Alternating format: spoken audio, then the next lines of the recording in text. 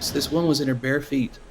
And I said, ma'am, are you okay? And she said, no, we're not okay. She said, we just lost our house. We just lost our vehicles. Our neighbors are dead. Nobody cared what political affiliation you had. Nobody cared what color you were. It was, you're a human being. You're standing in front of me. You need help. We're going to help you. This lady came in and said, we lost our house. We lost all of our stuff. My son is autistic, and he usually has these sensory toys to play with to help him calm down. You wouldn't have happened to receive any of those, have you? And that same day, I promise, that day, this guy came, gave me this box half full, this big box. It was half filled with toys. He said, my wife wanted me to bring these and make sure you guys got these. These are sensory toys for children that struggle. Wow. And I saw people in our church crying that I never saw cry before, as they thank God that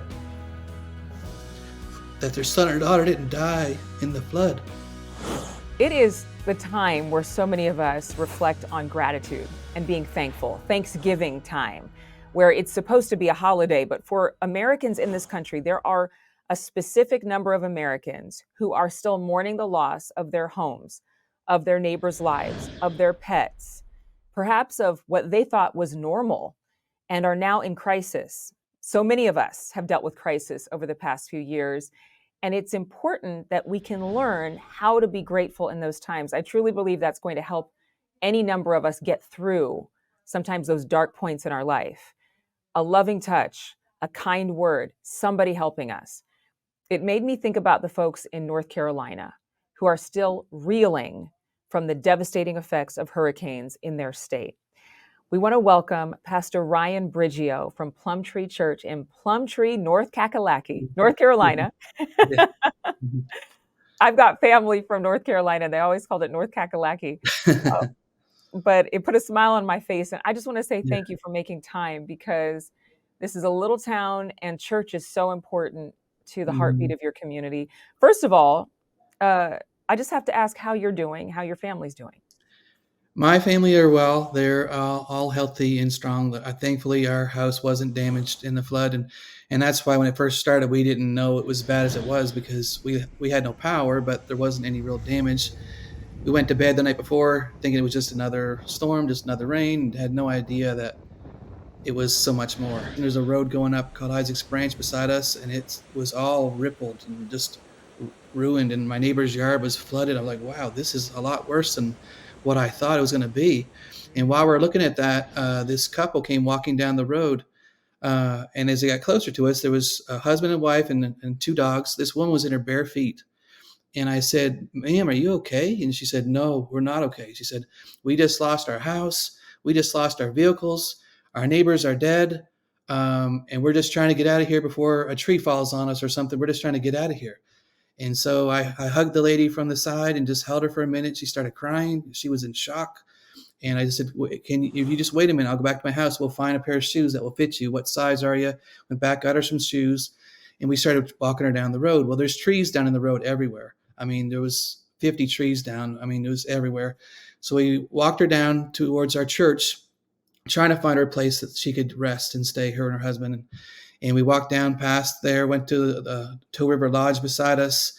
They were full, they had no room, and kind of like Jesus on when he came, there was no room for him at the end. And then we set them up in our church for a while. They could rest, let the dogs run in our fenced-in area. And then I got a hold of a guy from Teen Valley Ranch, just up the road. It's a Christian camp that has been amazing during this time, helping people. They let them stay there for 4 days. And it was just, that was when I got down to our church and I saw the post office was ruined. There's mud up to my knees in the road. There's trees down everywhere. You couldn't see grass because it was mud and water everywhere. I'm like, wow, it's starting to sink in. Like this was a lot worse than we knew it was going to be. And how far away are you from some of the communities that have had a lot of news coverage, like Asheville? Asheville, we're about an hour and a half from Asheville. Okay. I did I've see heard. Charlotte News come through here one day, and other than that, I haven't seen any other news report. They may have been here, but I didn't see anybody else. But you're a small town. I mean, Hmm. how many people live in Plumtree? A couple hundred, maybe. Wow. I don't even know the number. It's probably something like that. Do you know, I mean, when you think of neighbors, is it like your neighbor is right next to you, or do you have a large plot? Most people have large plots of land for their home. It's a little bit of both here. We have, I think, about an acre and a half here, and the neighbor beside us, I don't know what they have, probably about the same. And but he wasn't home at the time, but his son was there, and just the meters ripped off his house. My neighbor on the other side, we went over and checked on them, and right after we got them settled, my wife and my son and my daughter and some of us just walked around, sort of knocking on doors, just checking on people to see if they're okay. And some of them just cried as soon as they saw us, just thanking us for checking on them. That's all we did was just being neighborly, and but they were so scared and traumatized. As the one lady we met, her and her son were there out on the porch watching mudslides across the way from them. They watched 30 trees that morning just come down the mountain and just go down the river. This river is more like a creek, like our kids used to play in, but Mm. the morning of, this creek turned into a raging river that was probably 100 feet wide, that was making all new paths, washing away homes. I mean, it was just total destruction. It was just crazy. Um, so after we got that couple settled into Teen Valley Ranch, my son and I started walking up past our house from where they came from, try to find out if that family was in as bad a shape as what she said. And I was scared. We got our hip rubber waders on and just started walking up the road. You couldn't drive up because there's trees down everywhere. And over a tree, under a tree, sometimes the mud was up to our knees right in the road. And I was getting tired. I was like, man, Micah, slow down. I'm 51 now. You're a lot younger than me. You got to slow down. This is a long way to go. It was 2, 3 miles out there. And Wow.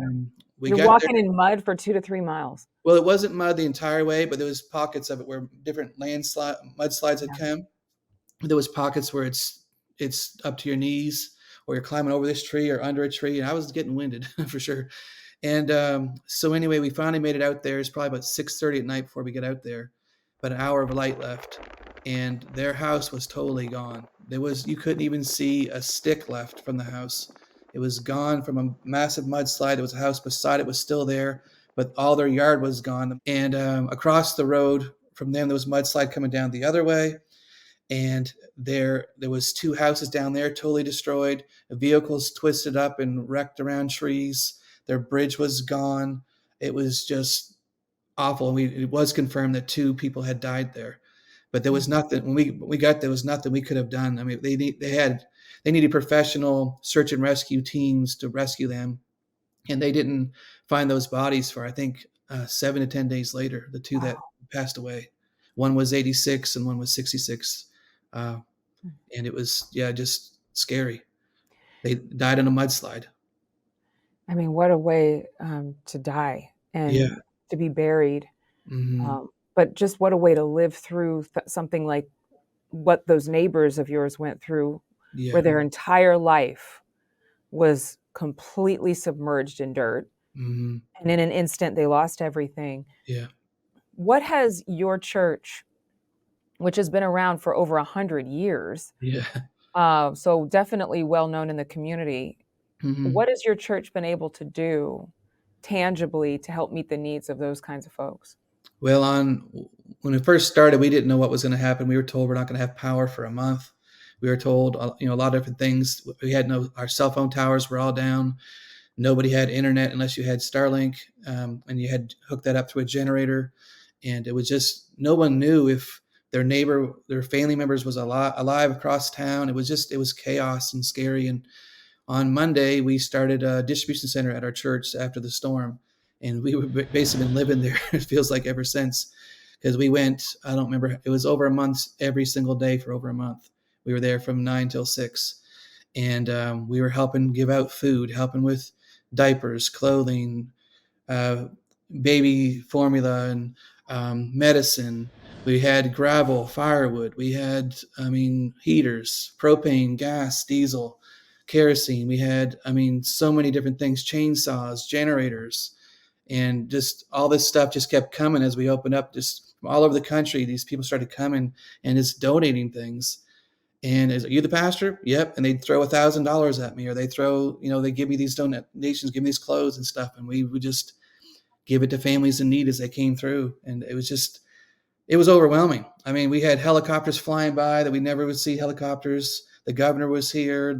I saw the NYPD a cop car go by our church on our little road, and I was like joking, saying, "Hey, I wonder if Tom Selleck's in there from Blue Bloods," and just like we had people from all over the country coming to our little church in the middle of nowhere, wanting to help, just wanting to do anything they could.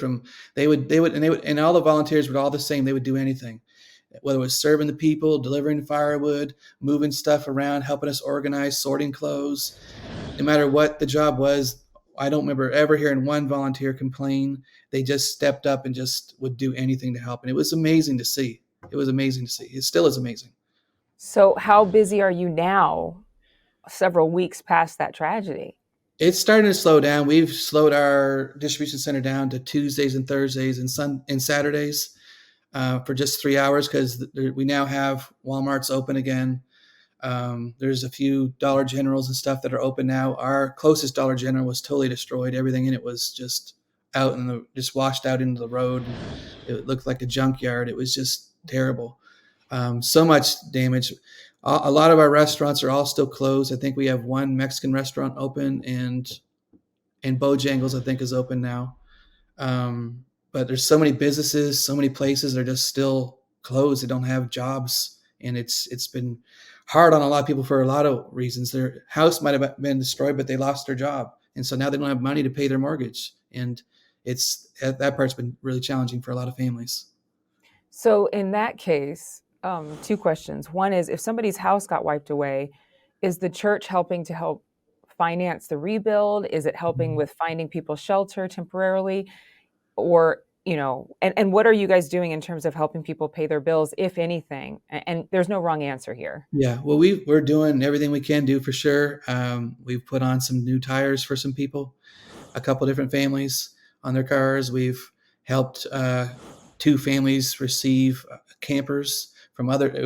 It's connections through connections. This guy knows this person, and we're doing, and I tell this lady in Alabama, and we need two campers. She gets a hold of somebody in Tennessee, and the next thing you know, we have two campers come up, and the guy beside me owns a campground, and they leveled out some spots for this family. This one lady we helped, she just finally got a place to live on Saturday night.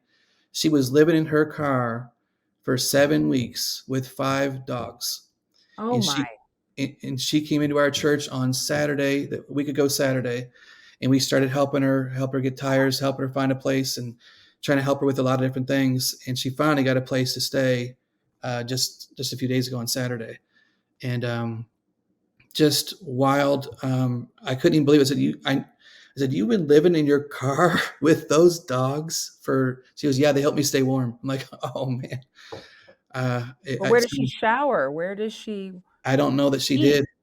I know, well, there was a lot of places in the community that had distribution centers set up like ours, and they would have postings on Facebook for hot meals here, hot meals there. So she probably went around to some of those places like that, because there weren't grocery stores, there were not restaurants around, so you had to get food like that, or just eat stuff out of a can, or hot dogs again. It feels like it went back to like the 1910s. When I would look at the video, I thought, oh Yeah, my God, it's like we turned back the clock 100 years. yeah. It's even now. We drove last night. My wife. It was our first time to Spruce Pine, first time to Walmart in 2 months, which normally we're there every week, Mhm. um, because we just haven't had a chance to leave to go get groceries, because we've been at the church every day doing stuff.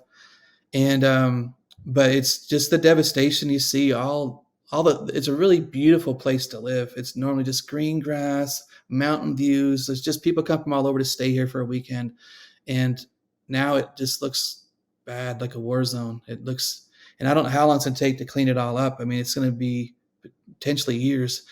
I do want to say thank you to all the volunteers, people that came to help, because Yeah. we're so much further ahead than we would have been if it wasn't for people from New Jersey and New York and California, Nebraska, Virginia, Texas. I mean, every state have been through our little county with their skid steers and track hoes and heavy equipment and bulldozers, and just helping anybody. And it's been so amazing. Nobody cared what church you went to. Nobody cared what denomination you were from. Nobody cared what political affiliation you had. Nobody cared what color you were. It was, you're a human being. You're standing in front of me. You need help. We're going to help you. No questions asked, no strings attached.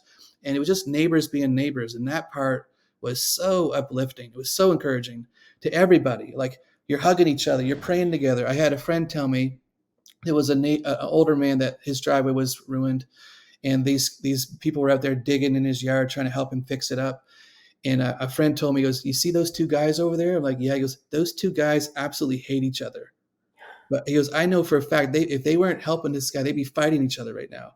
But yet they put down their beef, put down their fight, their feud, for the sake of their neighbor, and they're digging in this guy's yard to help him because he needed help." And I just thought, like, man, that is just so great to see people put aside their differences and just be people, just be humans, just look after, just love one another. The Red Cross came through, and they were totally shocked with how well our county and the counties around us had organized everything without their help, because it's the mountain way. I mean, that's what we do. We help each other. We're neighbors. We're gonna be there. They step up. They are mountain strong, and it's just amazing.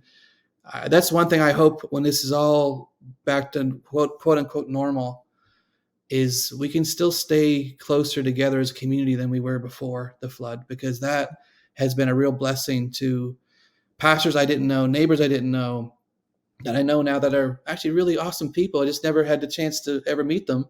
And now that I have, I don't want those relationships to go anywhere. That's So, precious. I love that, and I think that that comes in line with Thanksgiving and mhm. how we all come to the table with people who we love. Yeah, Sometimes we don't love so much, our yeah, family, yeah. and that, we differ in opinions with, and Hmm. sometimes the conversations can get heated, arguments Yep. can spark, but we all still get to eat. We're all still welcome at the dinner table. What are the holidays gonna be like in Plumtree? Um, it's going to be different for different families. We have had, let me give you my numbers here. I'm going to get my glass on for a second. We have had 90 homes that were totally destroyed with a total loss, 145 with major damage, and 241 with minor damage. And even the minor damage, there's so much mud and water, which brings mold. It's not safe for them to be in there. Some are still living in there because they have nowhere else to go. Some have been living in tents. Some is living in their car, that kind of thing. And they're doing the best they can. And I know everyone here is trying to do the best they can to help them. But for some of them, it's going to be different. We do have amazing distribution centers and people from off the mountain that are coming in for Thanksgiving and bringing food. One group is a thing called Helping Hands. They're coming in and bringing hot meals on the Wednesday before Thanksgiving. And they're coming to our church. We're going to distribute 1,000 meals to people around Wow. us. Turkey dressing, potatoes, the whole thing.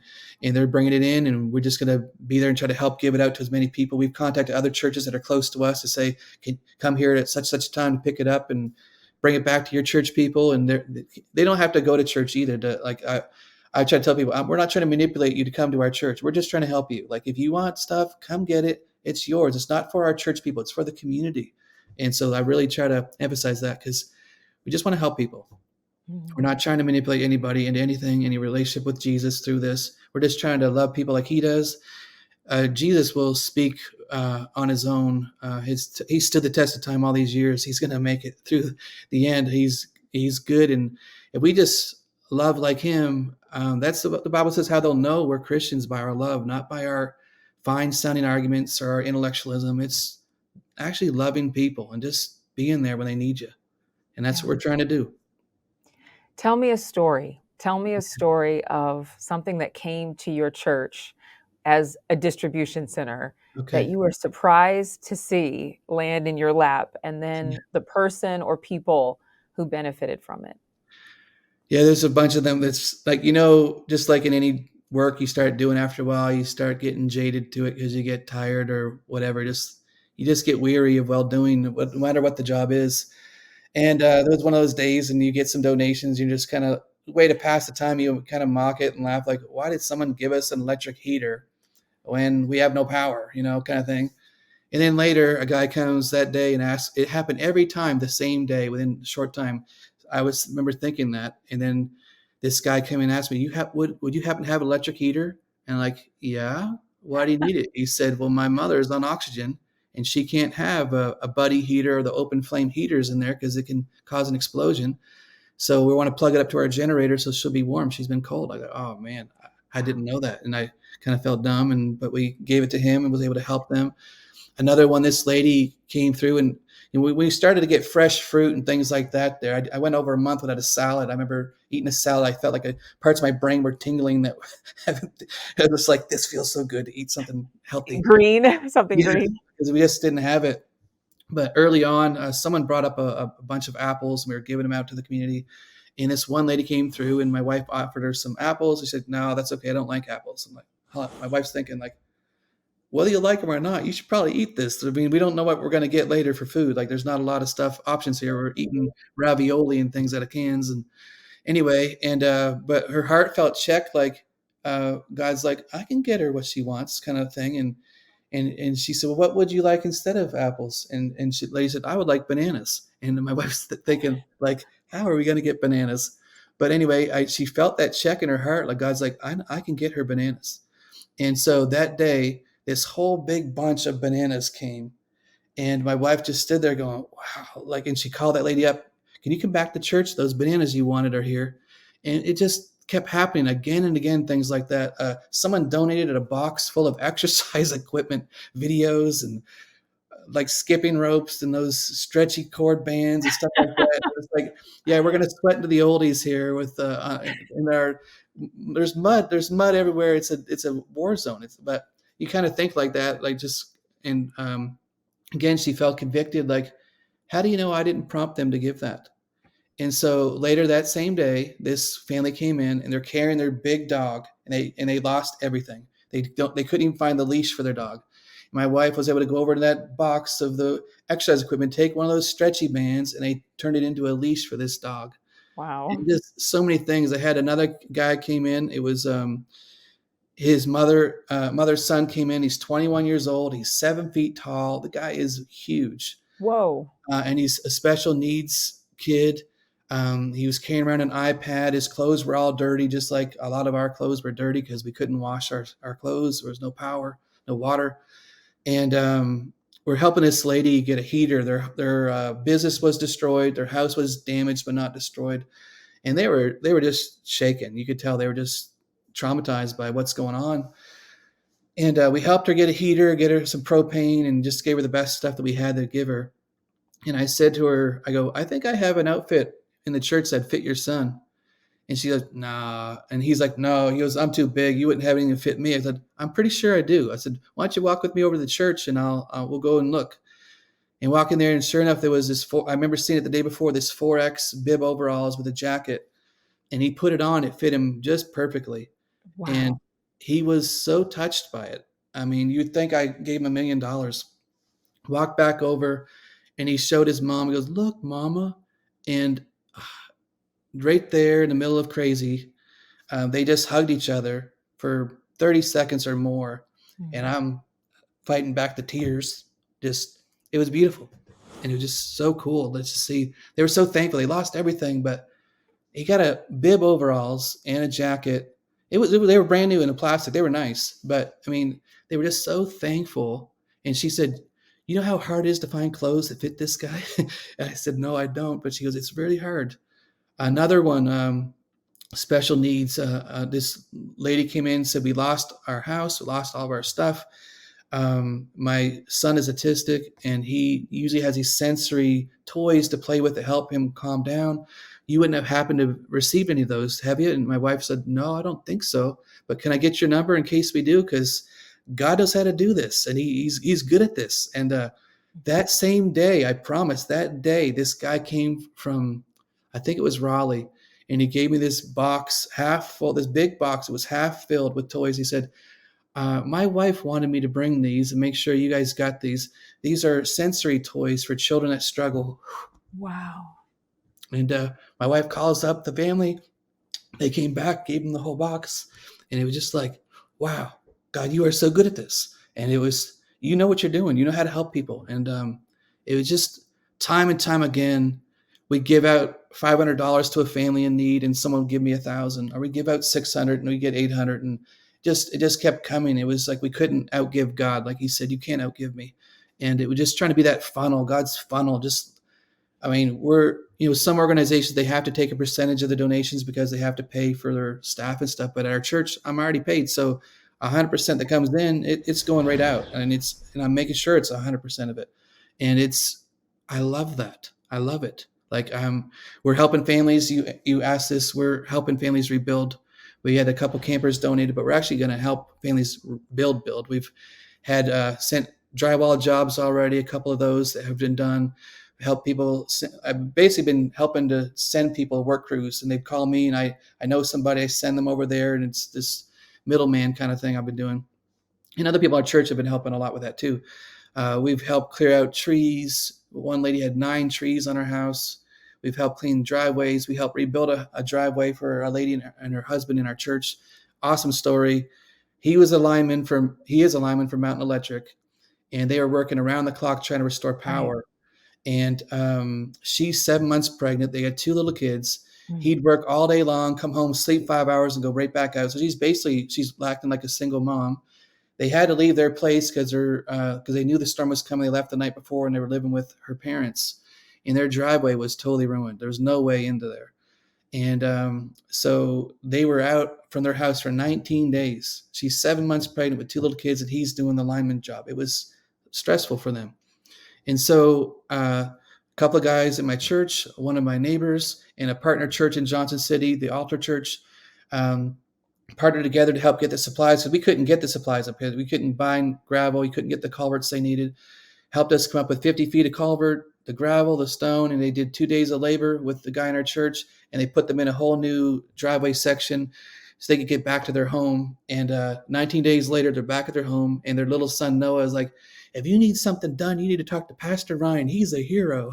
And I was like, Oh, and he was telling me that. It was touched my heart. He's a little guy. And I'm like, no, no, no. Your dad is the hero. He's been going around the clock, like helping people, risking his life yeah. to help people get power, just selflessly.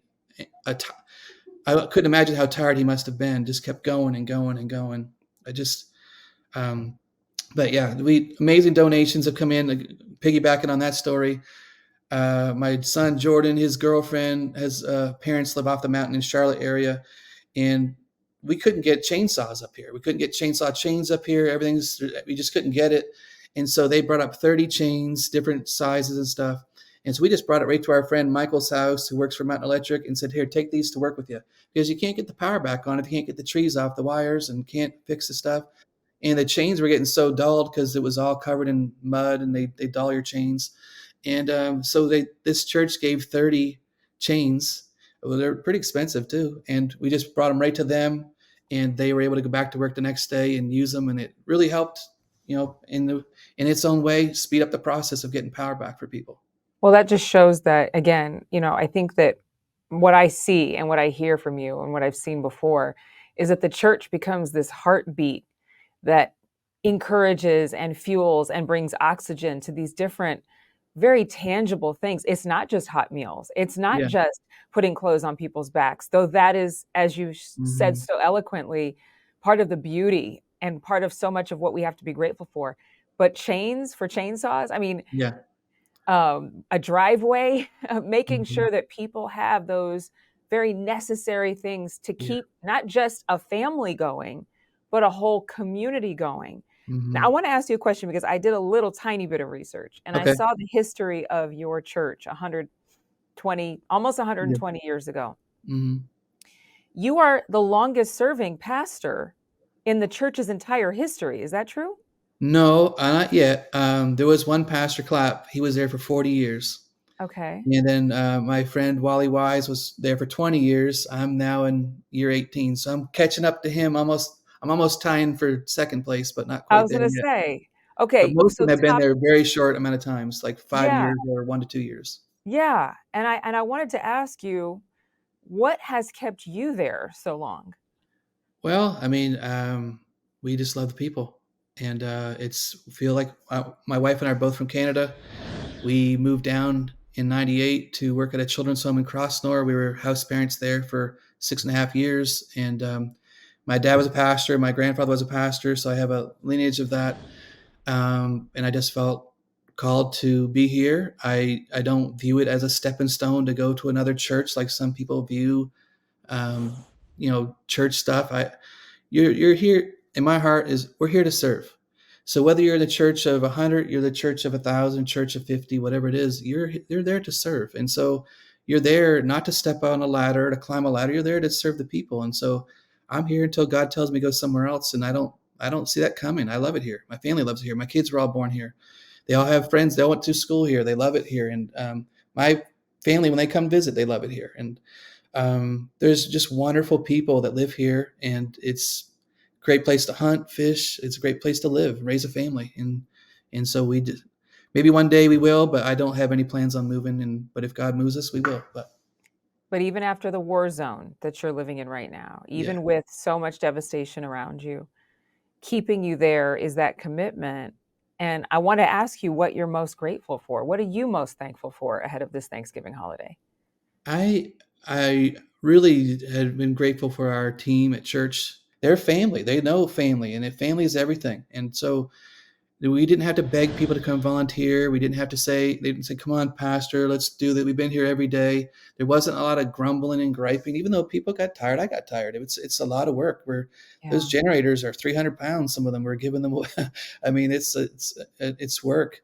And, but their attitudes were so good. You sit back some days and go, wow, God, this is absolutely amazing how people have just stepped up to try to help be a blessing to people that are really struggling right now with what's life going to look like for me a month from now, a year from now, Yeah. week from now. For in our very first Sunday back, it was crazy chaos. People were showing up at the church wanting to help, volunteer, and donate. And I just stopped them at the door. Said, listen, stop. I said, I need a break. Our church needs a break. I'm thankful for you volunteers, but you are going to have to wait at least 2 hours, because for 2 hours, we're going to spend time with Jesus, and we're going to pray, and we're going to worship, and thank God that we're still alive. You guys are coming up here to help. Thank you.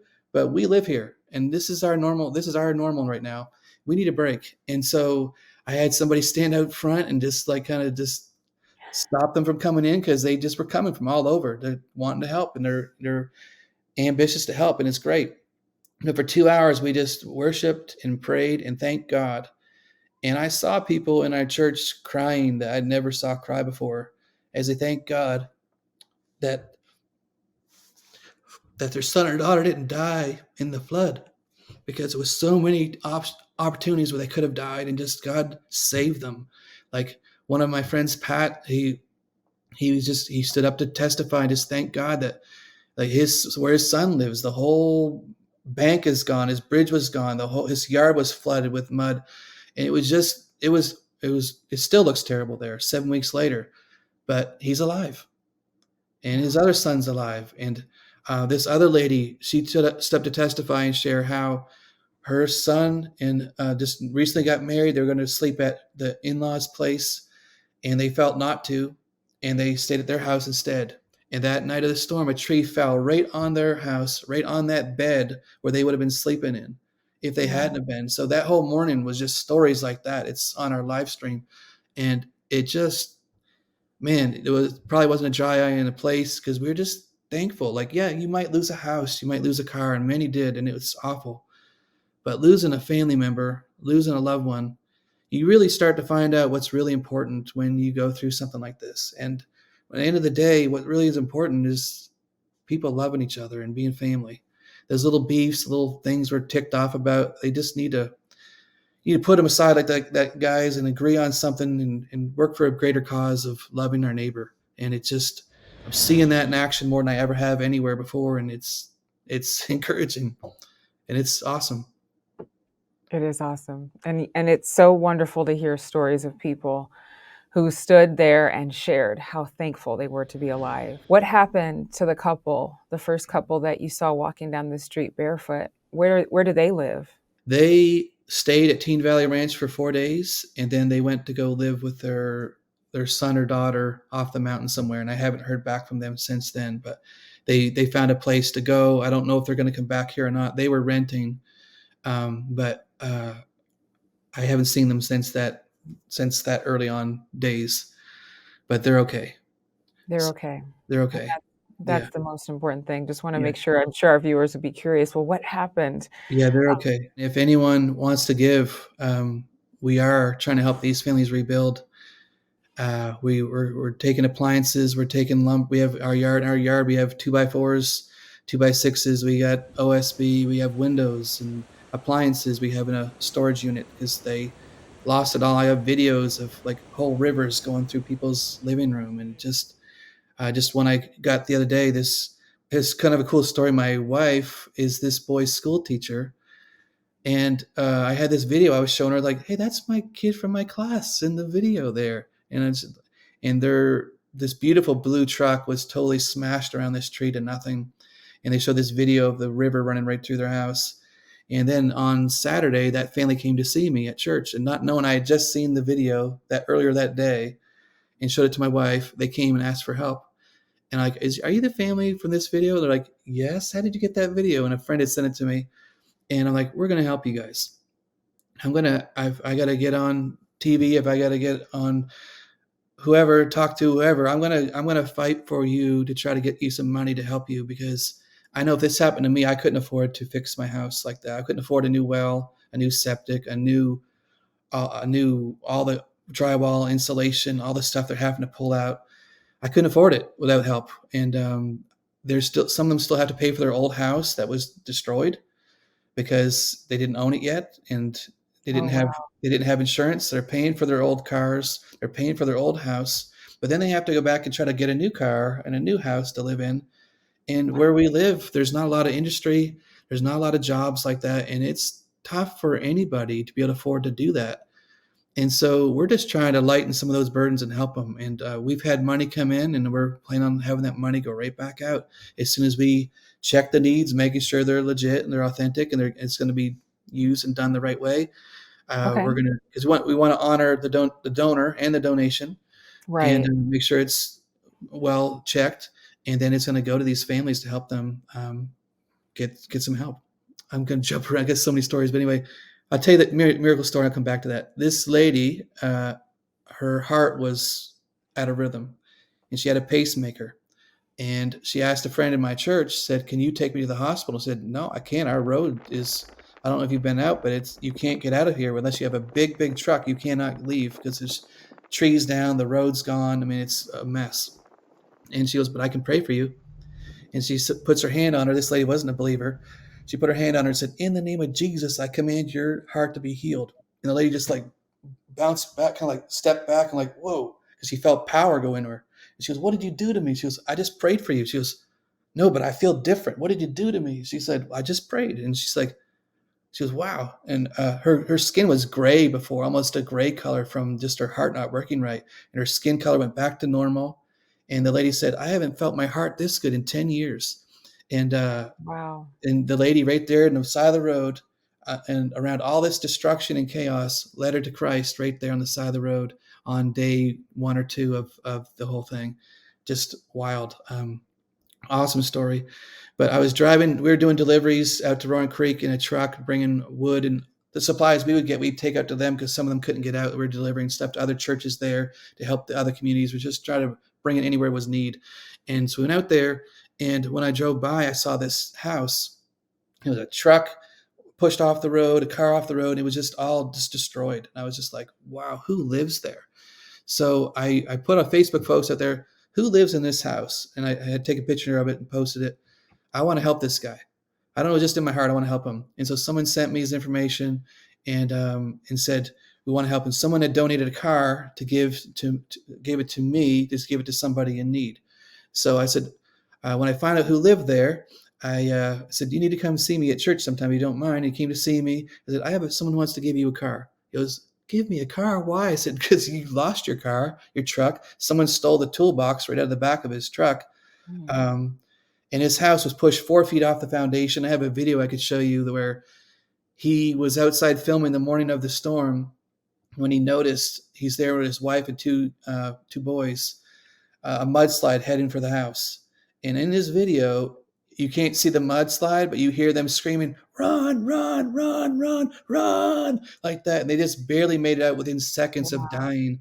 He said if his son would have stepped forward sooner, like 3 seconds sooner, he said he would have been crushed by the mud and the rocks. Because when a mudslide coming, you got whole trees are coming down, whole boulders Right. are coming down in mud. It's just, and he said it was going about 40 miles an hour and it hit the house, pushed it 4 feet off the foundation, and shoved his vehicles out into the road. And so we've already helped get him a new, not a new car, but a car. Someone else had donated, I don't know who it was, someone gave him a truck. We've gave him some tools because he lost all of his tools. And we're in the process of helping this guy build a house. And so we're collecting money for him. We've got several thousand already designated just for his family. And he doesn't know the exact number yet because I don't want to tell him just yet, but it's a pretty good number so far. And but also I have this group of Amish men willing to come from Indiana that said when we get the money, we get the supplies ready, let them know they'll come from Indiana and they'll build this guy's house back in a day. So we're like, I Wow. like, I want to see that. So we're collecting it. We have his blueprint plans already done. A friend met with him yesterday to finalize the plans. We're raising funds and awareness, talking to other people to help donate stuff. They're redoing their foundation. They have to do everything all over. Their wells And ruined, ruined. when are they coming? When are the Amish coming? Well, we have to get all the money first, and once we get the money, the blueprint plan is done as of yesterday, and they have to put in the foundation, redig a well, redo do the septic. So once that part's done, and we have the money and the supplies there, they're going to come. I hope December, but it could be January. It depends on how permits and things go. They're going to come and they're going to build this house in a day, and I'm like, I want to. That'd be awesome to see. Are you working on about 6 houses that you're helping to rebuild your church? The number has gone up a lot. I just if God's How going many to houses? How many houses, Pastor? I don't have a number. I had a list this morning of probably like 10 people that sent me stuff. Had a new one come Saturday. And as they keep sending them, I'm just asking God for help. And then people like you email me saying, "Hey, you want to come on my show?" And I'm like, "Sure." And it's God's favor and help because he's helping me help people. And he wants to help them more than I do. And so I don't have a number, but there was what I say 80 or 90. I don't want to. There was Yeah. 90 that were totally destroyed, and Yeah. there was 145 that were seriously damaged. So we're going to help as many as we can, and we're not the only church doing it. There's other churches doing it, other groups doing it, but we just want to be part of the solution and not part of the problem of grumbling about it. Let's just get together and try to help. Okay, let's give it one more time. The website is Plumtreechurch.com. plumtreechurch.com to make donations to help rebuild homes in Plumtree, North Carolina. Yeah. And this is for those who've completely lost their homes or their cars or just need help repairing their homes that are still standing. Yeah. Pastor Ryan Bridgeo, I just can't thank you. And I'm so grateful that we got you on. And I'm so grateful and thankful this Thanksgiving. We know that so many families are going to be eating those hot meals at your Mhm. church. Amen. And if someone wants to donate a car for Thanksgiving, I know that makes someone really thankful too, because there was hundreds of cars like destroyed. Well, let's see how many cars and how many people can donate. I really am grateful. I mean, maybe not by Thanksgiving, because there's a part of me that's saying let's make a goal for the end of the year. But Christmas, hey, yeah, but Thanksgiving is yeah, not too far. It's still some days away. yeah. Thank you very much You're again, welcome. and we're so grateful for you and all you're doing to serve the community and bless your family. Hey, thank you very much. God bless you too. Nice meeting you. Nice to meet you. Thanks so much for watching. Go to joinnn.com to find NewsNation on your television provider. And don't forget to click the red subscribe button below to get more of NewsNation's fact-driven, unbiased coverage.